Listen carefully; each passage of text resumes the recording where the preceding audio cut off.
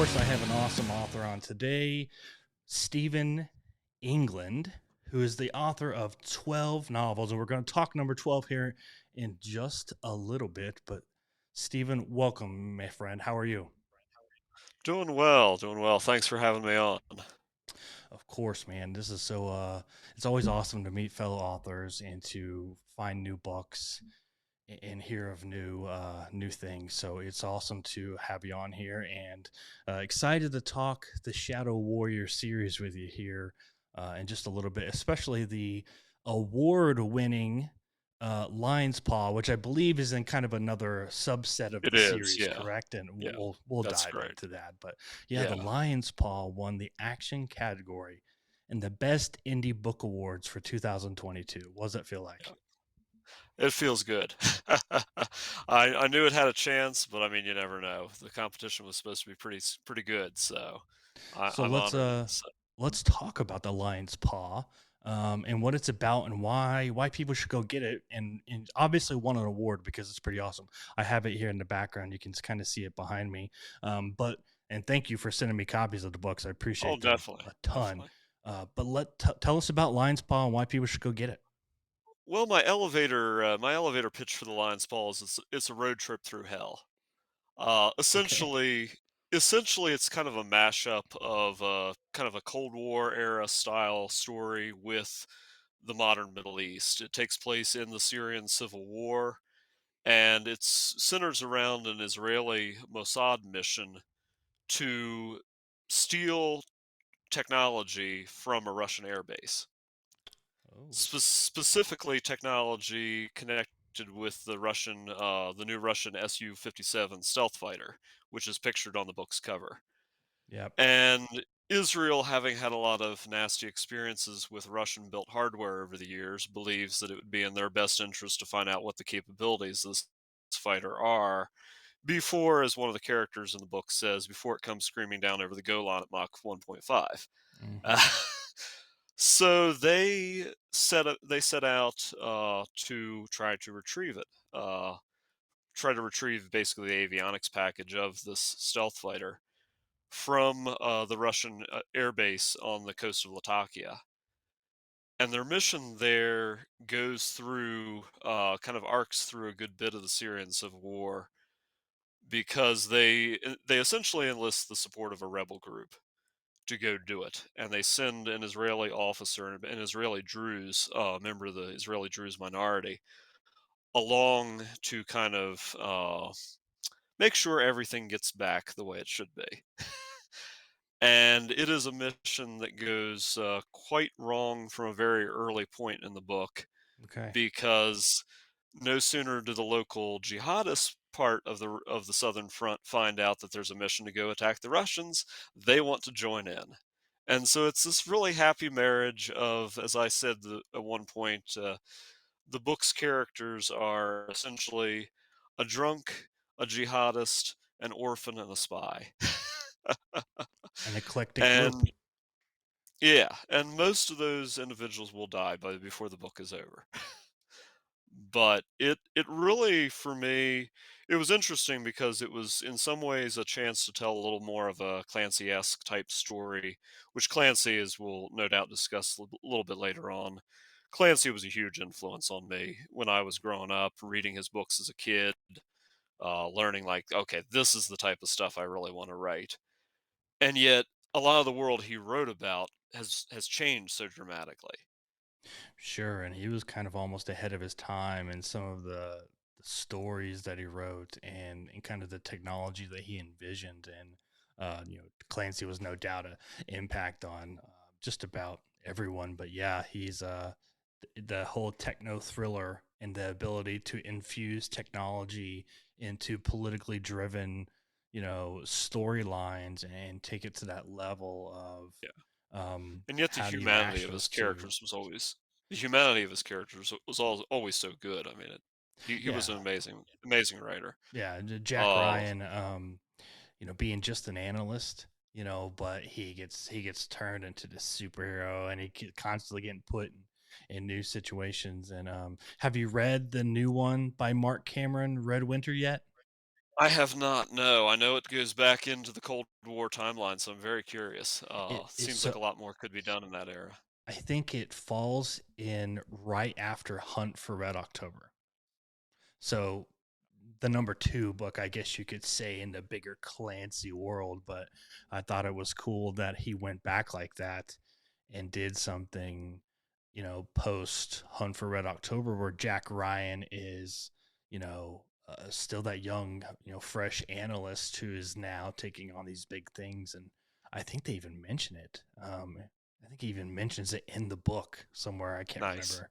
Don't quote me, Yeah. but Yeah, yeah. I need to read it. Mark's a great writer, so Oh I'll yeah, have to yeah. check it out. It's a So, great book. But but let's keep talking to Lion's Paw here for a second.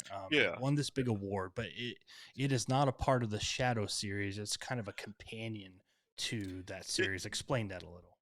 it's basically it's an outgrowth of something I did a few years ago. For a brief time, Kindle Worlds was a thing. It was an Amazon experiment that they kind of toyed with and ultimately threw away. But I had been one of the launch authors for that series. Kindle Worlds was essentially like licensed fan fiction. Mm. And so a lot of authors kind of jumped in like, well, if I could reach this best-selling author's readers with something set in their universe, then I could do something with drawing them kind of into my world. And I was one of the launch authors for Kindle Worlds, and specifically with Russell Blake's Jet series. I'm not sure if you're familiar with him, No, I'm not. but he has a series of kind of pulp action thrillers about a Mossad assassin codenamed Jet. And I wrote a trilogy of short story like novellas in that world and titled it Line of God. And that was set back late 2000, early 2001, revolving around the Ramallah lynchings and the aftermath of basically a couple of Israeli reservists took a wrong turn into Ramallah during the very much the foment of the Second Intifada, and they were hauled out of their car and ultimately then hauled out of prison and lynched. And it was a brutal affair. Actually happened the same morning that the USS Cole was bombed, Oh wow. and I was able to kind of weave both of those events into the story, and then kind of tell a story that ultimately have a computer trying to beep at me there. Uh, I was able to tell a story that ultimately then was woven in with Iraqi bioweapons by the time the third story was in motion. But Okay. that story, like I say, that took place in 2000, 2001, and I decided to incorporate basically cameo appearances from characters in the Shadow Warrior series in that story. Okay, so that's why And it's kind then of a companion series. yes, yes. And Okay. then a couple years later, I think Amazon shut down the Kindle Worlds experiment, and basically all the books were unpublished. And I went to Russell Blake, and he very graciously, he basically was just like, "Yeah, remove any references to Jet and so forth," which there were very few. I had kind of written as a prequel to his work. Remove any references to Jet and go ahead and publish it. So I did, and it was quite successful.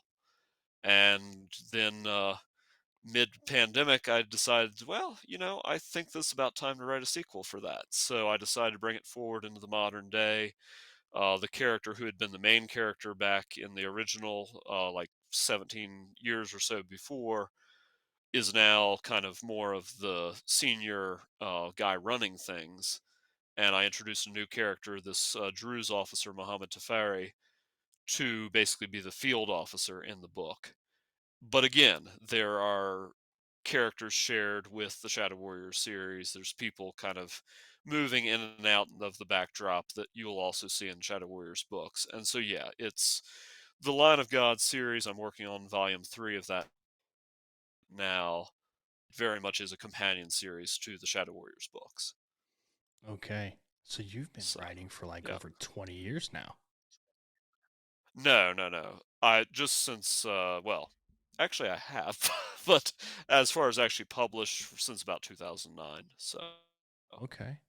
Very cool. So, um, the Shadow Warrior series. Let's talk about that. But first, let's talk about how you got into writing. How did you even start? Well, it was interesting. I was watching your interview with my friend Charles Hack earlier today, and where he's a preacher, I grew up as a preacher's son, and had an interest in the Middle East from a very early age, and an interest in all the history of that region. And then 9/11 happened, and that kind of intensified my interest in the region and learning about Islam, various aspects of that culture, and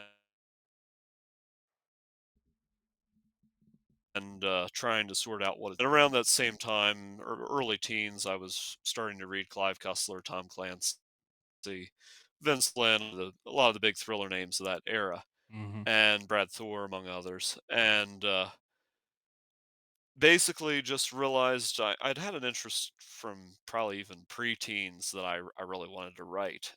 And I really didn't know. I always had loved reading about history and the military and all of those things. And then I would say really the synthesis of those interests kind of combined in my teens to say, okay, I want to write thrillers and I want to write about the war on terrorism, and I want to see if I can get this as good as I can. Not having any background myself, obviously, but really wanted to try to do the research and do it justice.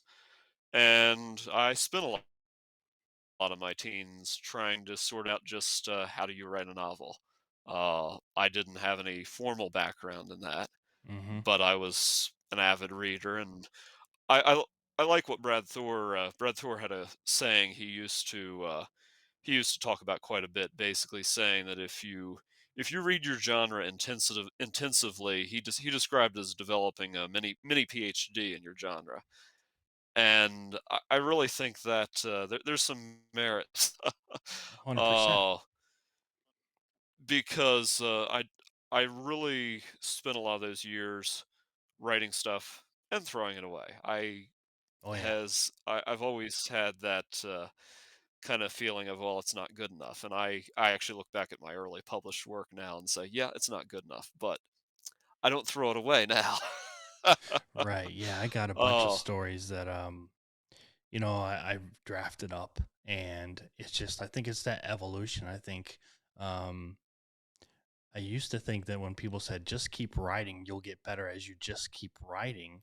I thought that was baloney. I was like, you need to learn how to write so that you write, from the beginning, you write correctly, and then you grow and mature. But it's wrong. Like the more I read and the more audiobooks I listen to, and the more I write, the I can just see how I'm thinking differently.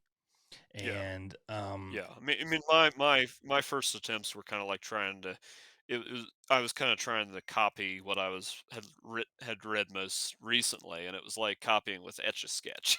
It was bad, but but you learn, and it helps you learn the mechanics of what you're doing and how to break down a scene and figure out, well, what did they do here, and yeah. you just kind of sort it out as you go, and eventually try to develop your own voice through it all.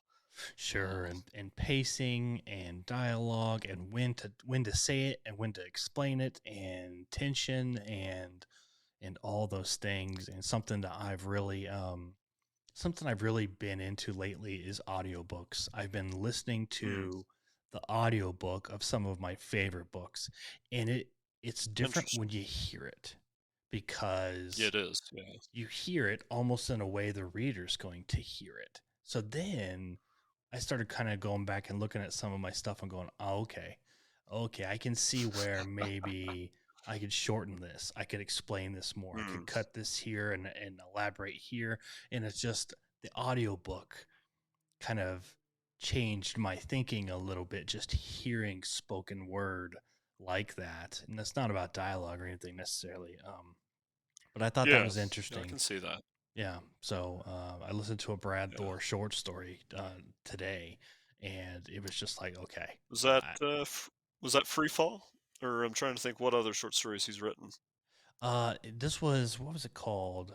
Um, It's called like the Athena solution or something like that. Ah, the Athe yeah, yeah, I remember that one. Yeah, It's a that's been short a few story he years did ago. for like the thriller, the Athens solution.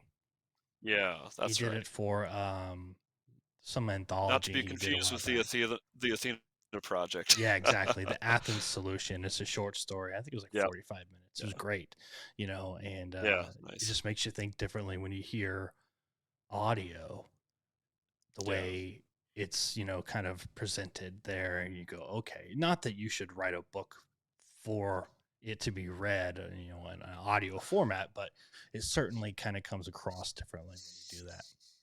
Gives you a valuable perspective into it, yeah, Sure. yeah. Yeah. So let's talk the Shadow Warrior series. What's the first book like? Where does it start? So, I would say it's in some ways a little bit, it reveals a bit of what I was, working through at that time. It definitely has a few Cussler influences still lurking about. But it very much centers around an Iranian bioweapon threat to the Temple Mount in Jerusalem, with the idea basically being they're going to launch a false flag attack Hmm. that will pin the blame on Israel for a devastating attack on Muslim worshippers on the Temple Mount, and ultimately cause the region to collapse into war. But that was really the first chance I had to. It wasn't the first time I had written about Harry Nichols. I'd been writing about Harry Nichols since I was about 13, I think. Okay. But I had thrown out everything I had written about him pretty much up to that date, and I had to really go back and recreate what it looked like to introduce him again, which was kind of a funny experience to write a new first book that wasn't at all the way I'd originally introduced him in my head. But he enters the story as a CIA paramilitary operations officer with, at that point, about 15 years experience. He's represented the series as having joined shortly before 9/11, and he leads his team into Iran. Things go awry, as one might expect.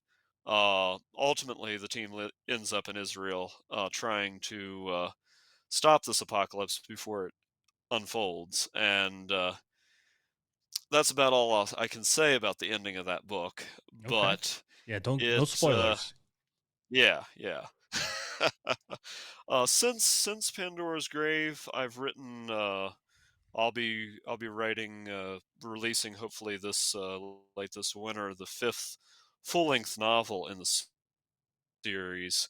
But in between, I've kind of gone back and written, uh, kind of taken a look at his, because in the second book, Day of Reckoning, he very much crosses a lot of lines and finds himself by the end of the book on the outs with the CIA, and he is ultimately asked to hand in his resignation.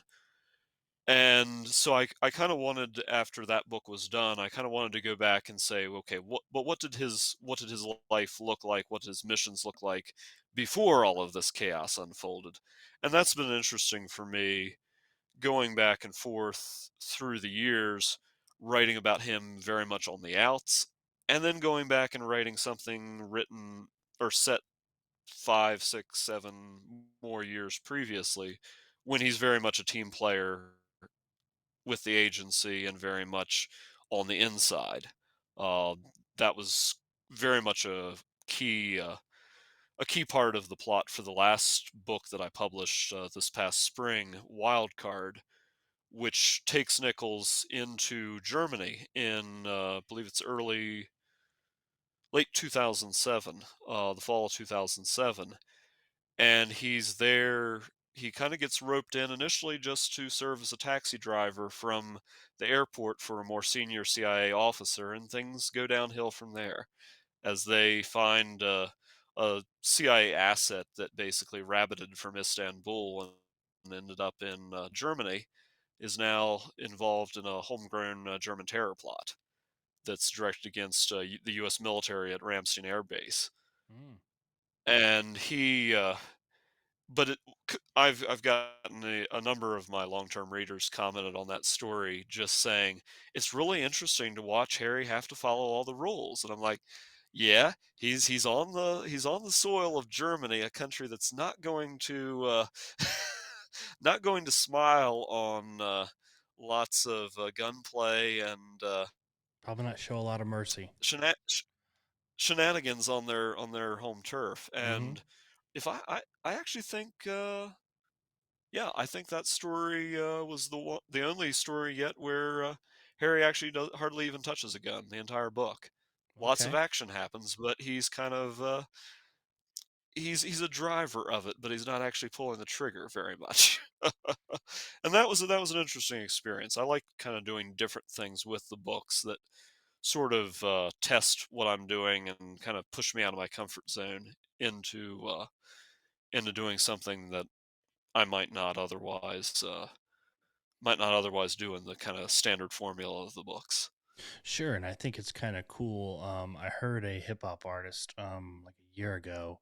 He was doing an interview and he said, "You know, I quit using profanity in my rhymes when I was writing my raps and I was making songs. It's like I quit using profanity just to challenge myself to fill in those words and get more Hmm. creative." And he's like, "I actually feel more like an artist by pushing myself because I pushed myself to a zone that I wasn't comfortable in because I'm so used to using Yeah. profanity. And now that I'm not, Yeah. it's not that I was trying to clean it up, but I was trying to push my Hmm. boundaries. Like, what could I fill those words in with if I wasn't Yeah. using them? And it's like that evolution of a vocabulary is kind of similar to, like what you're talking about. Like, I'm going to write a book where maybe he's in a situation where he's defenseless as far as firearms go. So, what does a character do then? What does a character do in an action book without firearms? Yeah. Yeah. Yeah, it was quite fun. I mean, it's not to say he doesn't bend some rules very much to the breaking point. Neither the Germans nor his CIA superiors are very thrilled with him by the end, but it's he still has to largely play it on the safe side and not cause himself to get thrown out of the country. Yeah, uh, certainly wouldn't want that or to be detained by the Germans. I mean, right, right. not that we have a bad relationship with them, but I wouldn't ever want to push my luck and get into this negotiating, prisoner swap type of business that is, littered the news lately and is a very hot topic, certainly. But let's talk. Yeah, Let's talk real quick about kind of some global conflicts and how that plays into your writing and future writing. Of course, the war in Ukraine is, by the time this podcast episode comes out, it's going to be a year long. Um, yeah. I was listening to a guy on Joe Rogan's podcast today, and he kind of an expert in some of Mm, those fields, and he's saying that the bigger picture of Ukraine um, and kind of what it really means to NATO and like global peace is a long term thing. He's like, he's basically saying that the Ukraine war with Russia is probably going to be a multi-year, maybe even multi-decade type of thing. It's going to last that long because it's such a big deal what Russia wants and what NATO wants and all that. And how do global conflicts, kind of play into your writing in the Shadow Warrior series? well, I think they're definitely they're definitely front and center for settings and inspiration. I think it's been interesting following the Ukrainian conflict because I think in recent years for definitely some and probably including myself in the genre, the Russians have kind of become the let's say we'll have them as more competent bad guys versus the your average jihadist. And then Ukraine has revealed that it's, in some senses that's not necessarily true. Their military, which is not to say that's always the units that feature in most novels in our genre, but their regular military has not performed nearly as well as most Western commentators, myself included, would have imagined. Hmm. And it turns out that when you have a military where it becomes safe policy to for everyone all the way up the chain of command to lie to each other about the state of affairs, that doesn't actually hold up too well on the battlefield.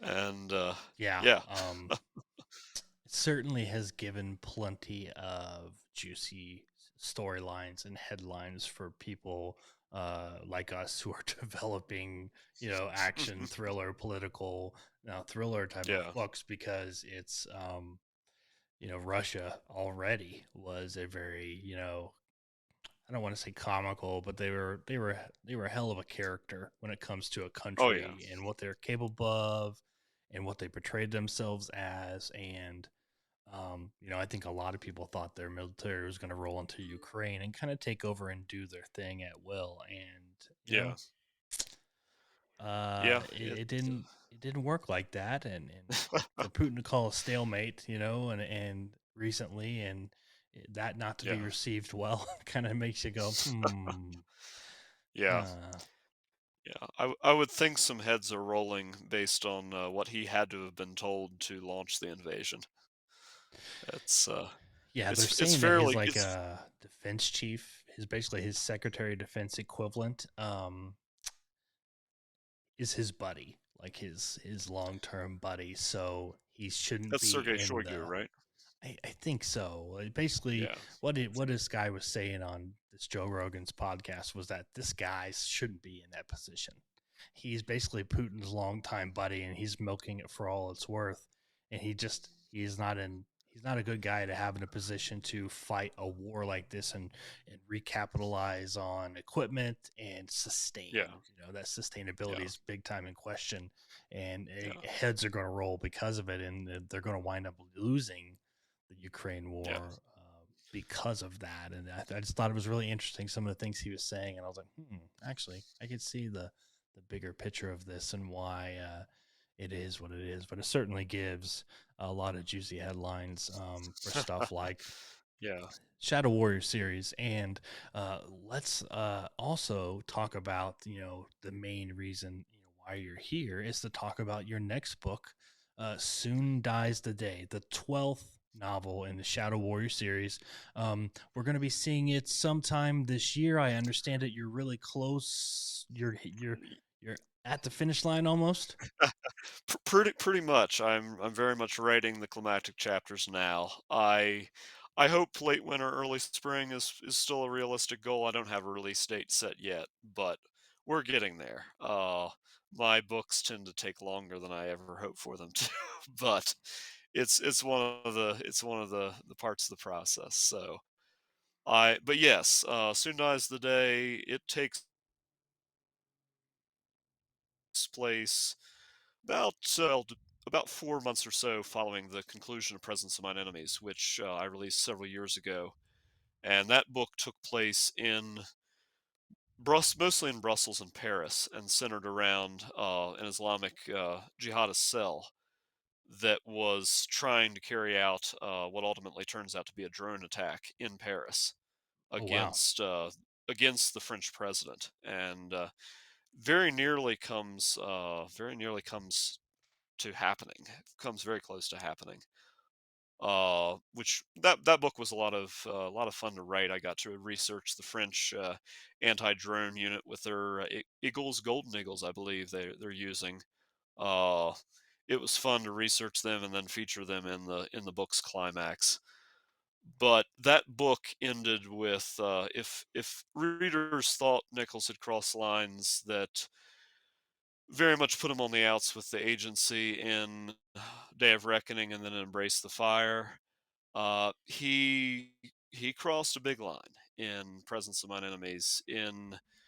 He inadvertently became, without intending to, became undercover in that jihadist cell, and ultimately he was on the run basically from the agency, from everyone else, and decided to use his talents and his background to pass himself off in Brussels as a a wounded foreign fighter who had come back from Syria. Passed himself off basically as a German who had converted to Islam, gone to Syria and been wounded and was now back. And he was taken in by a group of young men who basically nursed him back to health. And then he realized they were not just viewing him as a inspirational hero, they were viewing him as the man with the talent to help them carry out an attack. And he had quite a time trying to get out of that. and, and in doing so, ran afoul of some things in a pretty heavy way. But Okay. the book ended with him basically crossing over front the border from France into Germany. And the Soon Dies the Day opens up with the GSG-9 raid in Leipzig, and you're not a couple more than a couple pages into it before you realize that Harry is the target of that raid. The Germans have figured out he's there. They have Okay. gone after him, and you don't get too much farther before you realize that while yes, they could extradite him back to America or the UK, he offended the United Kingdom very badly and embraced the fire. They have decided to basically use him as a clean skin to penetrate uh, a far right nationalist cell that they're concerned by there in Germany. And so they devote a lot of resources to giving him a cover as a German paratrooper who saw combat in Afghanistan and then was discharged and has kind of just drifted since. And they basically put him into this political cell that they believe is contemplating direct action. And the book develops from there. As you might imagine, their fears were justified, and things continue to spiral out of the control the longer the book goes, as they have now reached their probably maximum out of control point with the scenes I've been writing this week.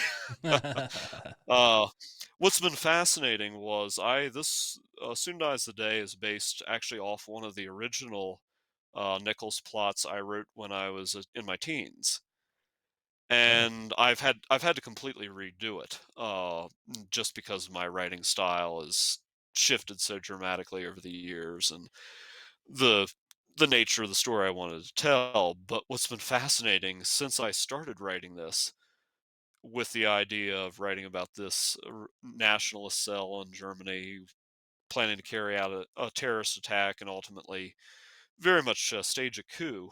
Since I started writing this, there's been not one but two actual coup plots disrupted in Germany. You may have seen one of them in the news just a few weeks ago. Mm-hmm. And to the point where some of the nationalists in the story are naturally, I wanted to give them backgrounds that would be credible for the type of thing they were pulling off. So I went and was kind of drafting. Some of them are from the Kampfschwimmers, others of them are from the KSK. And the next thing I turn around, several months after I had settled on that, next thing I know, I turn around and Germany's literally disbanding. Uh, I think it turned out to be about a third of the KSK because they turned out to have very dangerous leanings and had been involved in the first of the coup attempts back in or the coup plots rather. It didn't become an attempt, Yeah. but the coup plots back in 2020, and Mm-hmm. it's been a little eerie to follow that all while writing the book. Obviously, things transpiring in a very different way from the way I had intended, but at the same time, I've not I'm not used to real life validating a plot quite that that dramatically. Uh, Right. yeah, Yeah, it's almost like it hits a little too close to home, and you're like, wow, yeah, yeah, this is more yeah. than You writing. don't This is real life. you don't, as much as I've wanted to try to capture some sense of reality and what the actual world is like, it's still not very comforting to see the type of thing you write about in the news. It's Yeah. yeah, Yeah. Being right you sometimes it doesn't feel that good. yeah. Before I let you go, I do want to talk about what's going on in the future. Soon Dies the Day is going to come out in 2023, but then where is the series going after this? Where's 13, 14, 15? Where's those books going? So it's hard to share too much about that without giving away the ending of Soon Dies the Day. Fair enough. But I intend, first of all, I'm hoping, if everything goes as I intend it to release the next novel in the Line of God series as well this year. That's entitled No Game for Heroes and is set in Qatar and Ooh, centers around the Afghan basically around the Afghan peace talks that were held there between the Taliban and the U.S. State Department. Uh, so I'm hoping to get that one done and out this year. We'll see how that transpires.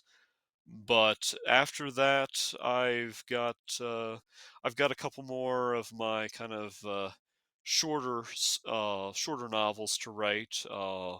One of them, Sideshow, will feature, as a number of the previous ones have, will feature another member of Nichols' team, and I'm planning to write basically have a little bit of my own chase after Edward Snowden in that story with a contractor who takes secrets on the run and then finds himself very much in danger with all the wrong people after him. very Uh, cool. After that, I've kind of made a practice of going back with the prequel short novel, and I'd really like, if I can pull it all together with the research I want to do, I'd very much like to go back to the early days in Afghanistan with a novel called Gatecrasher. And those two should be the next projects in the Shadow Warriors series. After that, we'll catch up with Nichols again, following the events of Soon Dies the Day, and he will be in Istanbul. All right, Istanbul's interesting. Okay, so before you leave, why don't you tell everybody where they can find more about the Shadow Warrior series, the award-winning Lion's Paw, and just Stephen England in general? Definitely, definitely. Yeah, you can catch up with me on Twitter, Stephen M. England, and also I have a reader group on Facebook, Stephen England Shadow Warriors. Other than that, it's my website, www.viastephenwrites.com, and that's pretty much what you find. So.